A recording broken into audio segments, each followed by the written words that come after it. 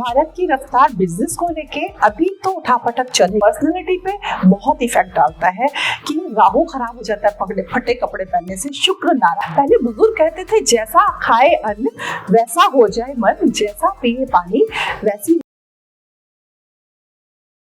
नमस्कार, कैसे आप सभी लोग। आज आपसे प्रश्न मैं ये पूछना चाहूंगा, किस्मत के बारे में सुना होगा आप लोगों ने। आम बोलचाल की भाषा में, या आम आदमी हो या खास आदमी हो, जब कोई काम नहीं बनता तो हर व्यक्ति कहता है कि किस्मत खराब है।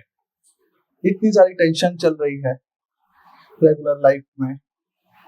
कोई अपने घर के कलेश की वजह से परेशान है, कोई कर्जों की वजह से परेशान है, कोई स्टूडेंट ये सोच रहा है सिलेक्शन क्यों नहीं हो रहा।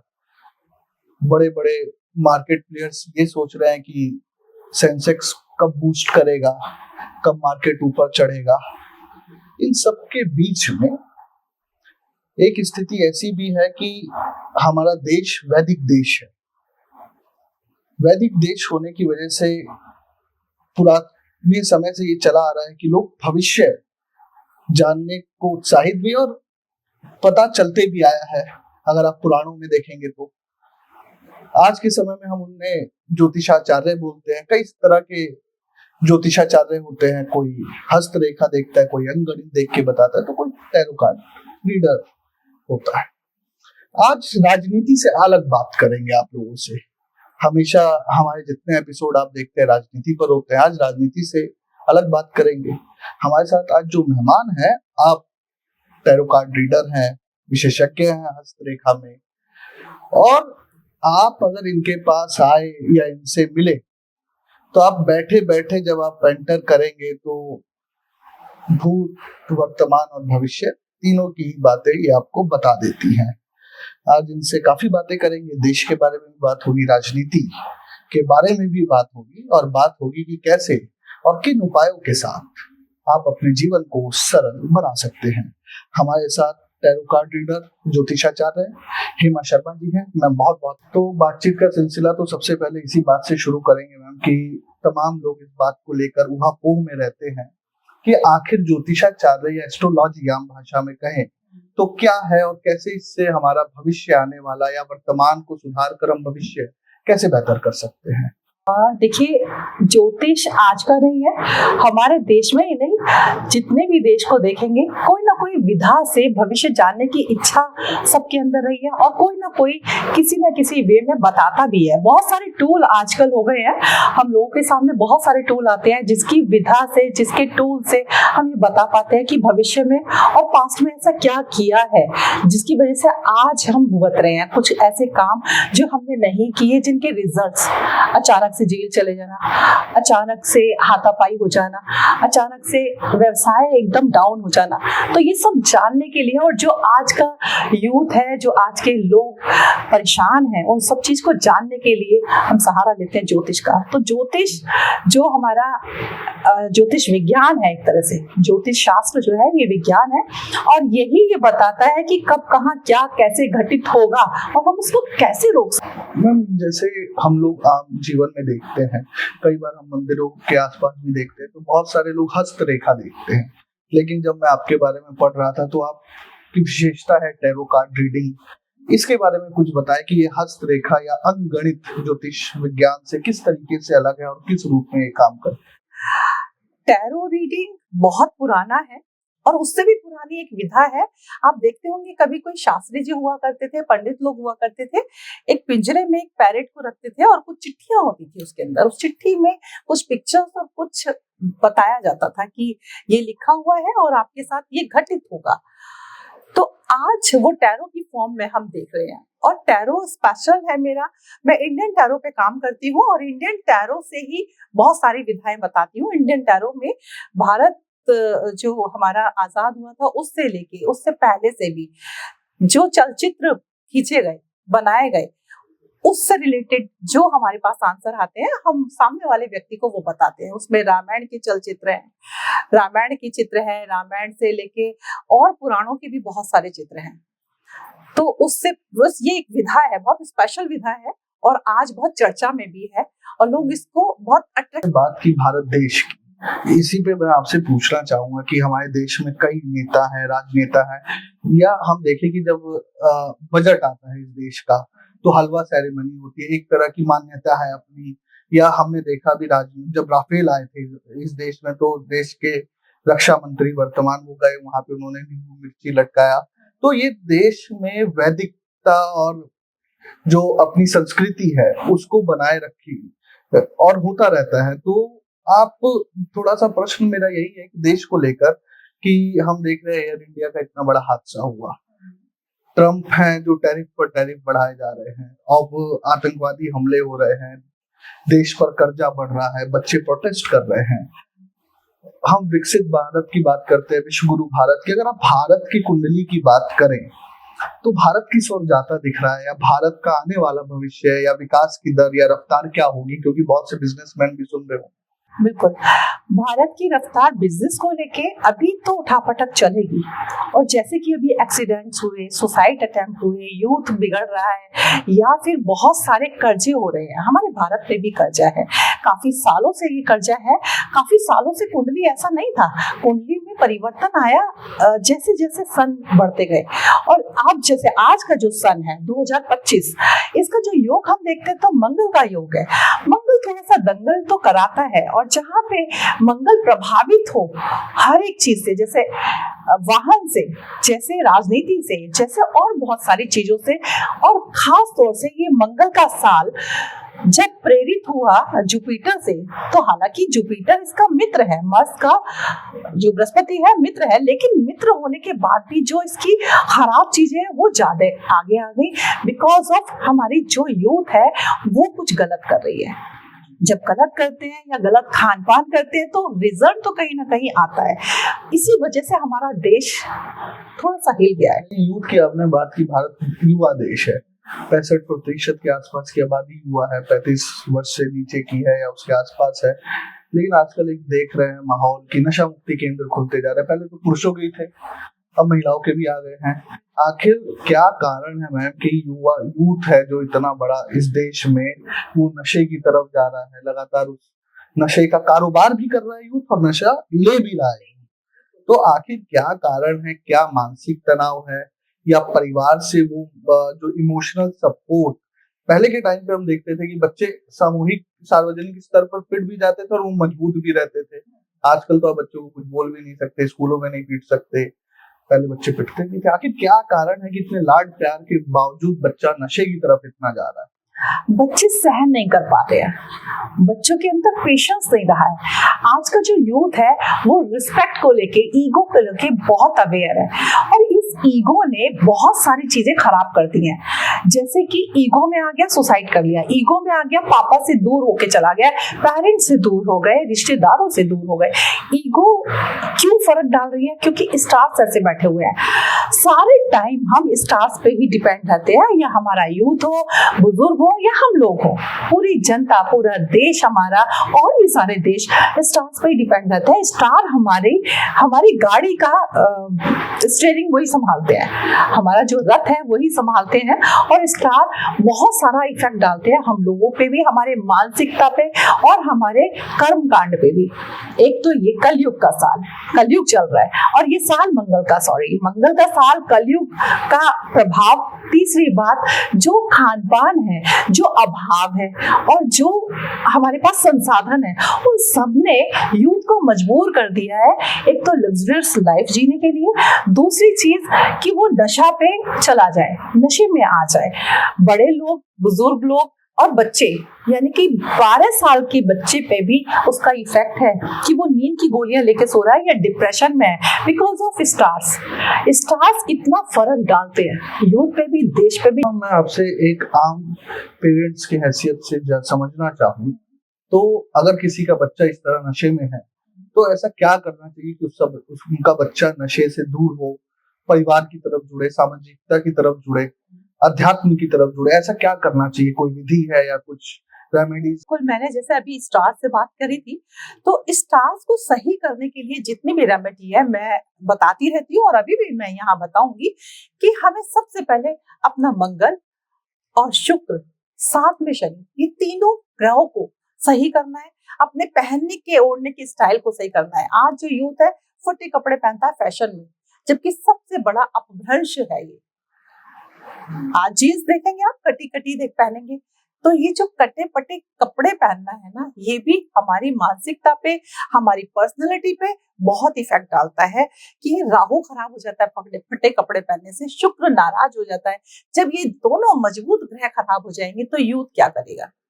और उनका खान पान, खाना पीना जो है वो ऐसा हो गया जो नशे की तरफ उनको ले जाता है। एक चीज।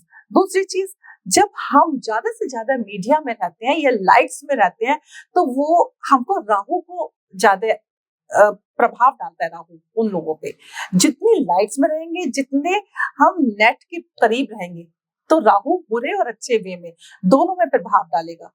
अब वो डिपेंड ऑन राशि कि किस राशि के व्यक्ति ने ज्यादातर यूज किया है। इसमें जंक फूड का भी कुछ लेना देना बिल्कुल है, बिल्कुल है। मैं देखता हूँ कि स्ट्रीट मार्केट्स में, स्ट्रीट फूड कह लीजिए, वहाँ पे लाइन लगी हुई है बच्चों की, कोई मोमोज खा रहा है, कोई अभी जंक फूड से एक तो डिब्बा पैक खाना, ये हमारे स्टमक को डिस्टरबेंस करता है, बहुत सारी चीजों को डिस्टर्ब कर रहा है, हमारी पर्सनैलिटी को डेवलप कर रहा है और कहीं अनडेवलप कर रहा है। डब्बा पैक खाना हमेशा नुकसान देगा, हमेशा। और ये जो चिप्स चला है, आलू पे अधिकार है जुपिटर का, और जुपिटर हमें सही राह पे लाता है। अगर हम आलू उबला हुआ खाएंगे तो वो एक हेल्थ का हमारा इंटेक बन जाएगा कि हमने हेल्दी फूड लिया है। अगर हम वही आलू पैक और चिप्स के फॉर्म में खा रहे हैं तो वो ये आलू कैविटी भी पैदा करेगा, दांत भी खराब करेगा, साथ में पेट भी खराब करेगा, हमारी सोच पे भी फर्क डालेगा। पहले बुजुर्ग कहते थे जैसा खाए अन्न वैसा हो जाए मन, जैसा पिए पानी वैसी हो जाए पानी। तो जैसा खा रहे हैं उसका प्रभाव तो कहीं ना कहीं आएगा ही आएगा।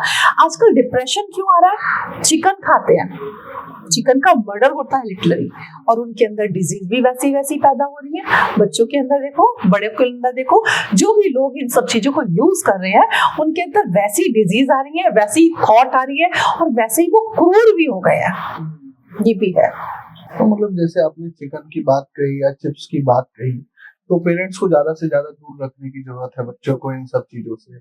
अरे मैम, जैसे कि एक चीज में बड़ा इंटरेस्टिंग सा है कि आजकल हम देखते हैं, आपने सुना भी होगा, सोशल मीडिया पर काफी वायरल भी हुआ, दो महाराज है या कथावाचक कह लें, एक प्रेमानंद महाराज और एक अनिरुद्धाचार्य जी हैं।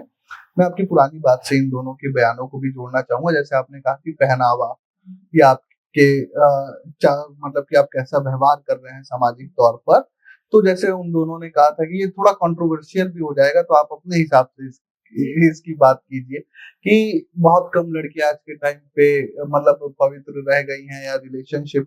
तो क्या ये बात मैं आपसे समझना चाहूंगा कि जो रिलेशनशिप में है लड़कियां या लड़के, दोनों तरफ की बात है, तो क्या विवाह से पहले इस तरह के रिलेशनशिप भी ग्रहों पर या उनके भविष्य पर प्रभाव डालते हैं, या उन बच्चों के लिए क्या नसीहत देंगे आप? राकेश, पहले भी टाइम ऐसा था जब भाग के शादियां हो जाती थी और उनको गंधर्व विवाह के नाम से पुकारा जाता था। पहले भी ग्रह यही थे, और क्या चेंज आया? एक तो कलयुग, दूसरा कलयुग के प्रभाव के साथ साथ खान पीन का प्रभाव। जो खाने पीने का प्रभाव है वो इतना इतना इम्पैक्ट डालता है बॉयज पे, गर्ल्स पे, कि बुद्धि भ्रष्ट हो जाती है। टाइम से पहले रिलेशन में आ जाना, टाइम से पहले वो सब चीजों को एंजॉय कर लेना। अब उन्होंने एंजॉय या पार्टी का नाम दे रखा है, या बड़े शान से कहती हैं लड़कियां कि मैं लिविंग में हूँ फला फला के साथ, या बॉयज कह देते हैं मैं लिविंग में हूँ। और ये कहीं ना कहीं लिविंग जो रिलेशन है आगे जाके आपको ऐसा प्रभाव डालता है कि ना आप काम करने लायक रहते हैं, ना आप जॉब करने लायक रहते हैं, ना ही आप किसी के सामने कैरेक्टर को फाइंड करने के लायक रहते हैं। एक बात। दूसरा खाने पीने का प्रभाव, दूसरा कलयुग का प्रभाव, तीसरा प्रभाव लग्जरियस लाइफ का। ये सब चीजों ने मिला के दिमाग को खराब कर दिया है। और मैंने कहा ना कि एक ग्रह जो राजा भी बना देता है, रंग भी बना देता है, बुद्धि भ्रष्ट भी कर देता है और बुद्धि को शान भी कर देता है, इतनी शान से जीने लायक कर देता है, वो ग्रह है शुक्र और राहु। दोनों के प्रभाव में हम सब हैं। कहीं ना कहीं एक रिक्शे वाला भी उसके प्रभाव में है, क्योंकि उसके हाथ में भी मोबाइल है। और मोबाइल से भी ज्यादा मोबाइल इतना जरूरी हो गया है, उसको उस सब चीज से जरूरी कोई काम ही नहीं लगता। वो रिलेशन खराब कर रहा है मोबाइल के लिए, वो नेट के चक्कर में अपने पेरेंट्स को मार तक दे रहा है। पिछली न्यूज में ऐसा आपने पढ़ा होगा कि एक बच्चे ने अपनी माँ की जान ले ली नेट के चक्कर में, अपने मोबाइल के चक्कर में।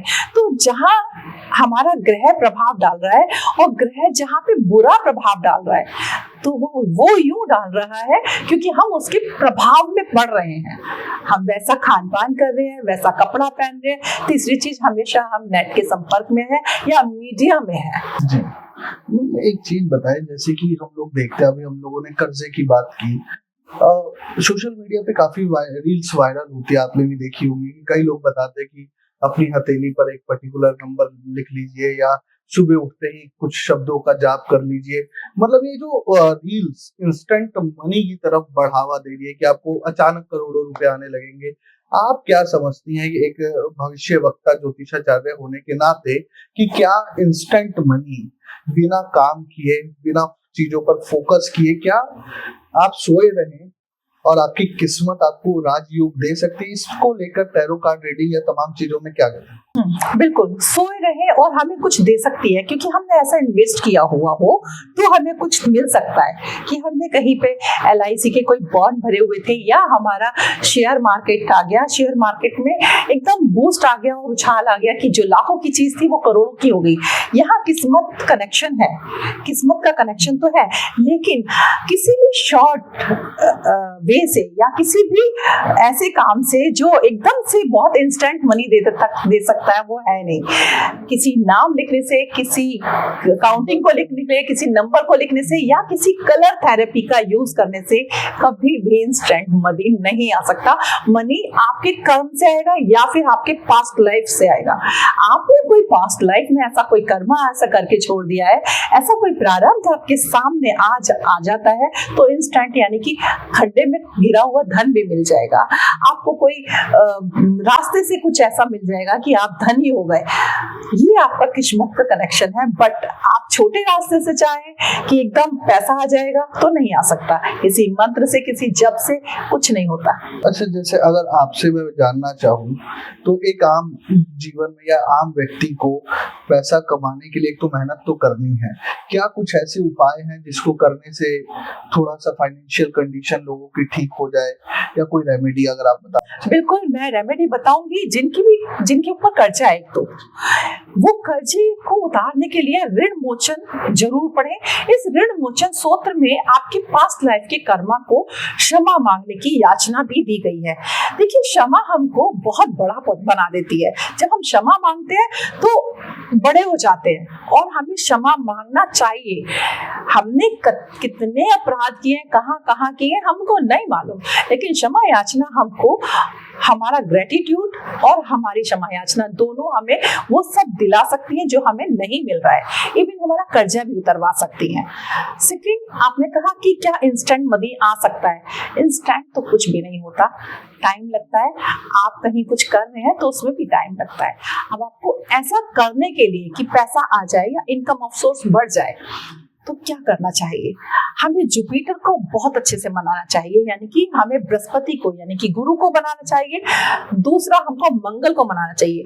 अभी ट्रांजिट हुआ था, अभी जो ये सिनेरियो बना कि लड़ाई हो गई, भूकंप आ गया वगैरह वगैरह, ये भी जब ग्रह बदले हैं तब आया है इसी साल में। एक तो मंगल पीड़ित, मंगल खराब, दूसरा मंगल का साल, और लास्ट में बुरा जुपिटर। सबने उठा पटक मचाई। हमारी राजनीति में भी हमारे एक्सीडेंट्स हुए, हमारे यहाँ सुसाइड्स हुए, रास्ते में कुछ ऐसी दुर्घटनाएं हुई जिनसे बहुत बहुत संख्या में लोग मारे गए। तो हमें इन दो ग्रहों का बहुत विशेष ध्यान देना चाहिए और अपने कर्म को संभालना चाहिए। मैम, आजकल प्रेम को लेकर कई बातें सुनने को मिलती है। सबसे पहले तो दर्शक आपके हिसाब से समझना चाहेंगे कि प्रेम क्या है, उसके बाद मैं अपना। प्रेम तो एक बहुत बड़ा है। प्रेम का अगर हम टिप्पणी करने बैठ गए तो दिन और रात बीत जाएगा। बाकी प्रेम वो है जब आप स्वतंत्र रहो और स्वतंत्र रहने दो। आप उसकी इच्छा का स्वागत करो जो भी आपके सामने है। एक बात। दूसरी, प्रेम भक्ति है, और भक्ति से प्रेम और प्रेम से भक्ति है। दोनों ही चीज एक दूसरे के पूरक है। जहाँ प्रेम होगा वहां भक्ति जागेगी, और जब भक्ति जागेगी तो त्याग जागेगा, और जहाँ त्याग जागेगा वहां पे ऐसा कोई इंसिडेंट ही नहीं होगा जैसे आजकल हो रहा है। देखने को मिला कि मेरठ वाला नीला ड्रम, हाँ नीला ड्रम बहुत वायरल हुआ। उसके बाद सोनम रघुवंशी का मामला, राजा रघुवंशी वाला, और उसके बाद अभी हाल ही में एक महिला ने अपने पति को बेहोश किया, पेट चीरा और उसमें तेजाब डाल दिया। ये क्रूरता भी कहाँ से आ रही है? अगर वो पति है और पति के लिए भी इतनी क्रूरता। एक तो खान पीन का असर, दूसरा नफरत जब पैदा होती है तो वो एक्सट्रीम पे पैदा होती है, और प्रेम जब पैदा होता है तो भी वो एक्सट्रीम पे जाता है। ये प्रेम नहीं है, ये दैट इज नॉट लव। ये लव या प्रेम नहीं है, ये ईर्ष्या है, जलन है। और जहाँ ईर्ष्या और जलन होती है वहां पे प्रगाढ़ होती है नफरत। नफरत के भाव में आके आदमी 50 टुकड़े कर सकता है। और नशे में दोनों ही चीज थी, यहाँ पे नशा भी था और नफरत भी थी। नशे में आदमी ऐसी बेरुखी से ऐसा कुछ कर सकता है, अदरवाइज एक चींटी भी सनातन धर्म वाला नहीं मार सकता। हमारा सनातन ये नहीं सिखाता, हमारा सनातन त्याग सिखाता है, प्रेम और भक्ति की बात करता है, करेक्टर बनाता है सनातन। तो यहाँ जो हुआ, जैसा हुआ, जो सिनेरियो बना, वो अपभ्रंशता है और अश्लीलता है। तो ये जो बच्चे आजकल देखने को मिल रहा है कि शादी हुई, माँ बाप को छोड़े दूसरे शहर में सेटल हो गए, दूसरे घर में सेटल हो गए। आखिर ये किन कारणों से हो रहा है, या किन ग्रह दशाओं की वजह से हो रहा है, या आखिर इसमें भी क्या खान पान ही जिम्मेवार है, या कोई और कारण है कि जो पेरेंट्स से बच्चों की आजकल नहीं बन रही है आजादी? इसमें ना एक पहले तो हमारे 5 संस्कार है। वहाँ 5 संस्कार हमको बहुत कुछ सिखाते हैं, जो हमारे धर्म में सिखाते हैं। एक संस्कार और मैं कहूंगी कि जो लोग नहीं पढ़ पाते हैं या नहीं उसको शो कर पाते हैं, छठा संस्कार है पास्ट लाइफ। हम पास्ट लाइफ से वो कनेक्शन लेके आए हैं, वो कनेक्टिविटी लेके आए हैं, जिससे पेरेंट्स की बच्चों से नहीं बनती, या बच्चे से पेरेंट्स नफरत करने लगते हैं। एक ही माँ अपने बच्चे को कैसे मार सकती है? एक आरती में भी है, कुपुत्र तो हो सकता है, कुमाता नहीं हो सकती है ना। तो कुमाता आज क्यों हो गई? क्योंकि उसका पास्ट लाइफ कनेक्शन अपने बच्चे के ही साथ सही नहीं है। इसी वजह से ये सारी चीजें हो रही हैं, क्योंकि जो हमारा 5वां संस्कार के बाद जो छठा संस्कार है वो पास्ट लाइफ से हम लेके आते हैं, तभी अपने कर्म यहाँ पूरे कर रहे हैं। हमारे कर्म में कहीं ना कहीं लेना और देना है, और जिसका जितना कंट्रीब्यूशन होता है वो वहां तक जाता है। जी, एक छोटा सा क्वेश्चन है, सास बहू का झगड़ा, जिन घरों में सास बहू का झगड़ा ज्यादा होता है उन लोगों को क्या करना चाहिए? क्या ऐसा पूजा या रेमेडी क्या करे कि सास बहू का झगड़ा कम हो, परिवार संगठित तौर पर? एक राहु को मना के रखना चाहिए। एक तो सांड जो ऑक्स होता है उसको जिमाते रहना चाहिए, उसको फीड कराते रहना चाहिए किसी भी फॉर्म में, या तो आटे का पेड़ा दे, गुड़ दे, या फिर कोई हरा जो चारा आता है वो दे रहना है। बहू को चाहिए कि वो जरूर फीड कराए। दूसरी बात, वो पहली रोटी गाय को जरूर दे, और उसके बाद सारे काम शुरू करे। सफाई रखे, जिस घर में सफाई होगी और गाय की और पुजार की सेवा होगी, वहां पे कभी भी ये आएगा ही नहीं झगड़ा। आजकल अभी आपने देखा होगा कि बच्चे रोजगार को लेकर बहुत प्रभावित है, कई बच्चे बेरोजगार बैठे हैं। अभी परीक्षाओं को लेकर लीक होने की खबरें आती है। अभी हाल ही में एसएससी के बच्चों ने, उनके टीचरों ने प्रोटेस्ट किया, जाके नेताओं से मिले। सबसे पहले तो एम्प्लॉय, जो बच्चे तैयारी कर रहे हैं, बहुत बड़ी जनसंख्या है मैडम बच्चों की तैयारी, उन लोगों को क्या ऐसी रेमेडी करनी चाहिए कि नौकरी के प्रभाव बढ़े या नौकरी जल्दी लग जाए? बिल्कुल, जो मुझे सुन रहे हैं स्टूडेंट्स, और जो अभी कॉलेज करने के बाद अपने व्यवसाय में आ रहे हैं या फिर अपनी जॉब चाह रहे हैं, तो उन बच्चों को मैं कहूंगी तो खान पीन अच्छा करें, बाहर का खाना ना खाएं, अवॉइड करें। दूसरा, चिप्स तो बिल्कुल ना खाएं। चिप्स बिगड़ा हुआ जुपिटर है। अगर आप बिगड़ी हुई कोई भी चीज खा रहे हैं तो वो जाके आपको कहीं ना कहीं इफेक्ट डालेगी। दूसरी चीज, बहुत छोटी सी चीज कैरी करनी है आपको, मोर का पंख आपको लेके रखना है। आपने देखा होगा हर कृष्ण के पिक्चर में मोर का पंख उनके यहाँ रखा हुआ है, सर पे रखा हुआ है, बिकॉज क्योंकि मोर ही एक ऐसा प्राणी है जो बंधन से मुक्त है और ज्ञानी है, और हमारा देश का राष्ट्र पक्षी भी है, तो इस करके भी। और वो 3 ग्रहों को शांत करता है, राहु केतु शनि। इसका पंख अपनी पॉकेट में रखें या तो, या फिर अपने आप सामान के साथ कैरी करके चले। जुपिटर को मजबूत करके चले, अपने फर्स्ट फिंगर के इंडेक्स फिंगर के नीचे दोनों जगह आप हल्दी का टीका लगाएं। हल्दी यूं भी अच्छी है, आप साइंटिफिक रीजन से देखेंगे वो भी अच्छी है, वैसे भी अच्छी है। आपको प्रोटेक्शन देगी आपके जॉब में, आपके बिजनेस में, प्लस आपकी पढ़ाई में। ये दोनों काम आप करके चले। यूथ में जिस तरीके से मिसगाइड हो रहा है या पथ भ्रमित हो रहा है, यूथ को लेकर आप क्या ऐसा संदेश देना चाहेंगे कि यूथ या नशा, उसके बाद तमाम तरह का खान पान है, रिलेशनशिप्स है, कैसे यूथ अपने आप के मन को काबू रखे कि चंचलता अधिक ना हो मन में, पथ से भटके ना और सही दिशा में चलते चले। एक तो गीता पढ़ना सब शुरू करें, और मैं तो कहूंगी हमारी सरकार गीता के कुछ अध्याय के कुछ श्लोकों के अर्थ समेत वो एक कोर्स में लगाएं। 6th क्लास से लेके वो 12th तक गीता का जरूर पाठन करें।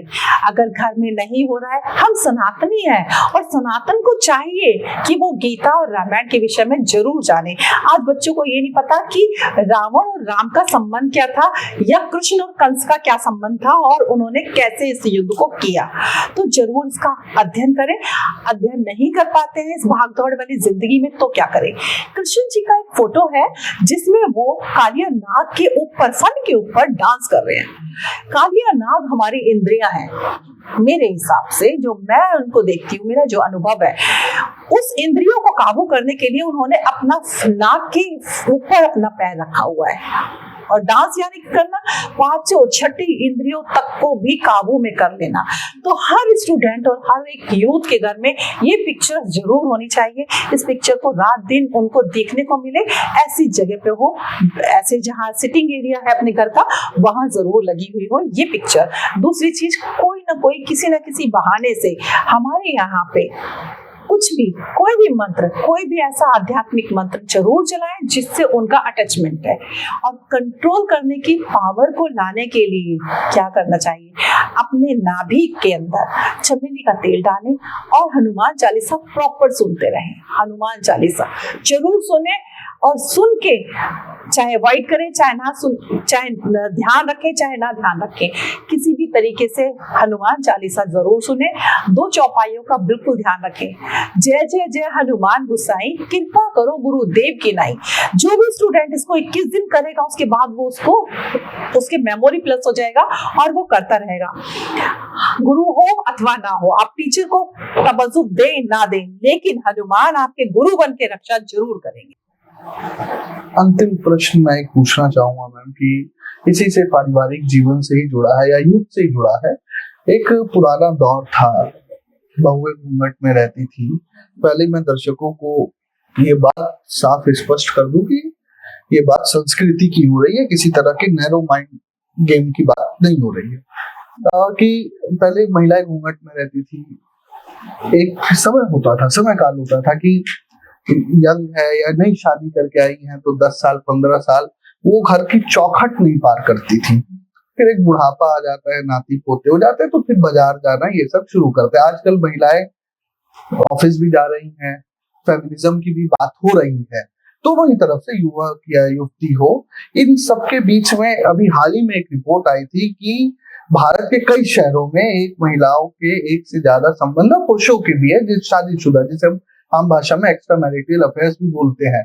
ग्रहों के हिसाब से और पारिवारिक स्थिति के हिसाब से या किसी जो भी महिला या पुरुष इस अफेयर में है, उनके लिए क्या ये ठीक है? क्योंकि कई लोग इसको जस्टिफाई भी कर रहे हैं कि पुराने समय का प्यार है, अब मिला है तो इससे जीवन में पूरा हो रहा है। तो इस पर आपकी क्या टिप्पणी है और ग्रहों के हिसाब से कितना करा? मैं ये टिप्पणी में यही बोलूंगी कि अभी मैंने बात की थी पास्ट लाइफ से कनेक्शन होता है, कुछ पास्ट लाइफ का कनेक्शन, कुछ आपकी आदतें खराब, 2 चीजें, और तीसरा प्रभाव है हमारे ग्रहों का, वो कहाँ कहाँ बैठे हुए हैं। तो ऐसे क्या पूरे यूथ का ग्रह खराब हो गया कि सब पथ भ्रष्ट भी हो गए और पथ से डगमगा गए कि वो दाएं बाएं राइट लेफ्ट हो रहे हैं, हस्बैंड अलग लगा हुआ है, वाइफ अलग लगी हुई है, कहीं ना कहीं किसी न किसी से बातें कर रही है, टॉक्सी हो रही है। तो क्यों? क्योंकि आपके कुछ ग्रह आप ही ने खराब किए हैं, कुछ खान पान से, कुछ अपनी आदत से। एक तो रात को नहीं जागे, रात को जब जब आप जागोगे, नेट के करीब रहोगे, वो आपको ऐसी इंफॉर्मेशन देगा जिससे आप पथभ्रष्ट हो जाएंगे। एक बात। दूसरी चीज ये, जो पास्ट लाइफ को हीलिंग का मैंने बताया, क्षमा याचना शुरू करें, आप उसको हील करें, अपने आप को हील करें। मैंने कहा ना, सनातन को पढ़ना शुरू करें, सनातन करेक्टर बनाता है। इसी में आपने सनातन की बात की तो कई लोग राधा कृष्ण जी की जोड़ी ले आते हैं कि कृष्ण जी की शादी राधा जी से नहीं हुई, लेकिन वो सदैव प्रेम करते रहे। तो एक्चुअल प्रेम था, आप डीप में गए ही नहीं, उन्होंने प्रेम को जाना ही नहीं।